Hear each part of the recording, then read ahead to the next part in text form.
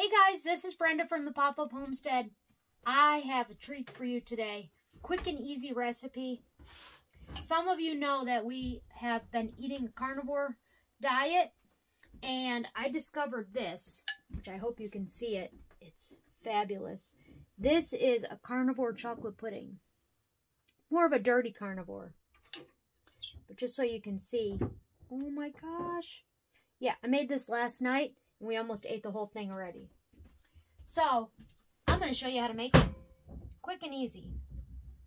And it is very good. This won't survive the day.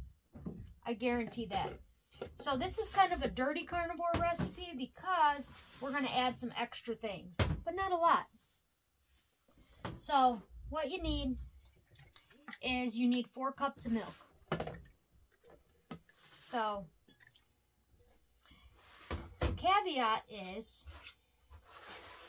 this is different than other puddings that you've made. So this is raw milk. You can use the store-bought milk.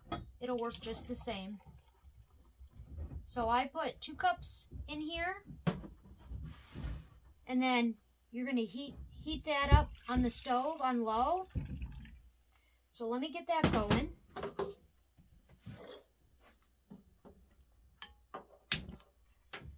That just takes a minute to warm up. We just don't want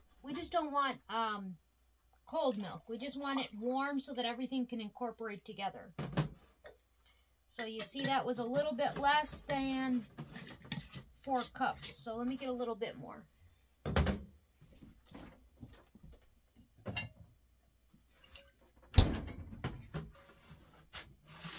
So we're going to have 4 cups of milk, vanilla extract, cocoa powder.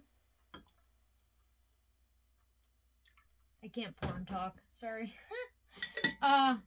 Cocoa powder and beef gelatin. So here's the only thing that's tricky with this recipe. So there's the other 2 cups. I take the measuring cup and I leave about just about a half a cup I'm going to leave in there. And the reason you do that is because you need to let the beef gelatin, which is this right here, I put it in a glass bowl. You can see natural beef gelatin. You can see that. I just take 1 tablespoon of that, about like that much, and drop it in the milk. A 1/4 cup of milk. So while this warms up on the stove, that has a chance to do what they call blooming. And when it blooms, that activates the gelling power of the bouillon. It's basically bone broth, but the gelling type. And here comes to the dirty part. This is how we make it chocolate. This is cocoa powder. So I put in 2 tablespoons of cocoa powder. And then, see, I waited. This has got to be stirred in. So this will actually be done. This will be done once everything's incorporated. So, 2 tablespoons of cocoa powder. And then that's my homemade vanilla extract, which I can show you how to make. Very easy. Vanilla beans and vodka. Just put a little bit of that. I put that right in this portion that's blooming.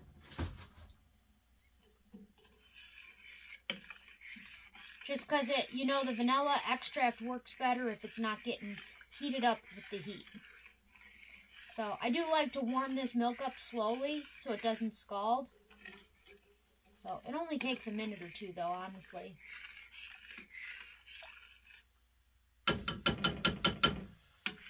So this just needs to be stirred in. And then I do stir in this, just to make sure that the gelatin is mixed in the milk good.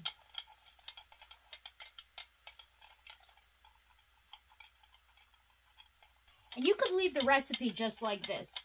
You could literally, when the cocoa is all incorporated in the milk and the milk is warm, and this blooms, 2 to 3 minutes is all it takes. Then all you do is you take this off the heat, you pour that in there, stir it together, and you put it in a glass jar, glass container of some sort, and you put it in the fridge. And it solidifies into the pudding that I showed you. Now, I do something a little different. So if you're not carnivore, but you want to make a quick, easy pudding for your family, this won't be as sweet without any type of sweetener. So you could add maple syrup. You could add an all-natural sweetener, you know, whatever you want. Stevia, maple syrup, honey. Basically, you're going to mix it in this pan with the milk. That's something else that's going to dissolve.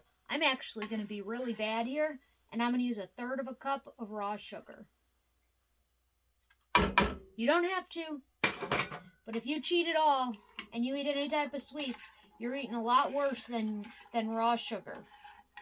So this is our little cheat, because we got whole milk, and we got the collagen, which is the beef broth that makes it gelatinous. And see, I just mix it in until the whole thing is incorporated. It doesn't take long at all. You definitely don't want to heat the milk fast, though. So let me just turn it down here and make sure it doesn't go too fast. I feel obligated to eat a piece while I'm waiting for it to warm up.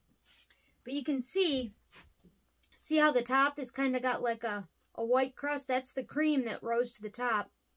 And then the chocolate is in the center. And then at the very bottom, if you look, see how it's real dark? Some of it solidifies to the bottom. All 3 layers are extremely good. And this is probably the best pudding I've ever had. You can do the same concept with fruit juice and just make Jell-O. Oh my God, it's so good. Okay, so.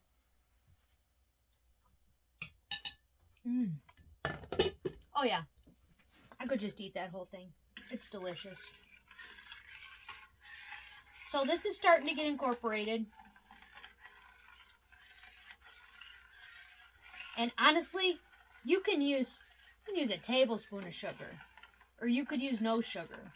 Because the raw milk, especially this time of year in the spring, it's really sweet. Now what I'm going to do is, when I take this off the stove and I put this into a bowl, I put the whole batch in this big bowl. I'm going to do 2 smaller bowls. One is going to go in the fridge, and the other one's going to go in the freezer, because that's going to be a chocolate ice cream. And something else I didn't share with you is, you know the separation that I showed you with the top, the middle, and the bottom? You can also take an immersion blender after it solidifies, and you can immersion blend it. And that'll make it like rich and fluffy and creamy chocolate pudding also. So this is all incorporated, and that's all I really wanted to do, was incorporate it. I definitely don't want it to boil. It doesn't need to do that. And then I just kind of let it sit a minute to cool off the heat. And you can see, I don't know if you can see in here, see how it's kind of gelling? That's called blooming. It's like when you make bread and you proof the yeast. Same difference. See how it's getting real grainy? I hope you can see that. I don't have a way to check. So, all I'm going to do is pour it in here.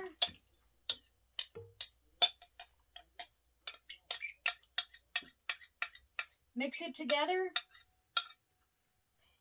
And pour it in these 2 dishes. That's it. How quick was that? I mean, 4 cups of milk, 2 tablespoons of cocoa powder, a tablespoon or 2 of vanilla extract, a tablespoon of beef gelatin, which, just to show you again, I got this from the Amish store. They sell it in bulk, and it's actually pretty cheap. Natural beef gelatin, if you want to catch that from Yoder's. So natural beef gelatin. So, yeah, that was a pretty good sized container, and that was $16.88. So that'll last me a really long time. And then I opted to add 1/3 of a cup of sugar. You could add 1/4. You could add none. Sugar doesn't affect this recipe at all. So if you're just getting started with carnivore and you don't want to veer from it at all, you could do this and not even add the cocoa. It's just the gelatin and the milk. That really makes the difference. I was making this for a while. I was just making, using tart cherry juice and elderberry syrup. And I was just making different flavored gelatins so that I could get like daily doses of my collagen, basically. So, all we do here is just try not to make a mess while you guys are all watching. Pour it in. Look at that. And now I'm going to have a chocolate pudding for the fridge and a chocolate ice cream for the freezer. So, it's gonna gel up either way. But the best part is now I have an ice cream substitute and we have a dessert in the fridge. Oh, this doesn't stand a chance. You know, we were blending this with an immersion blender and it looks a little prettier, but honestly, it tastes great no matter what you do. So, Brenda here from the Pop-Up Homestead. I hope you found this useful. I hope you make this. Let me know in the comments if you try this. 4 cups of milk, 2 tablespoons of cocoa powder, any amount of sugar or none, the beef gelatin like I showed you, and then I add vanilla extract. Let it bloom and you're good to go. So there you go, my seedy friends.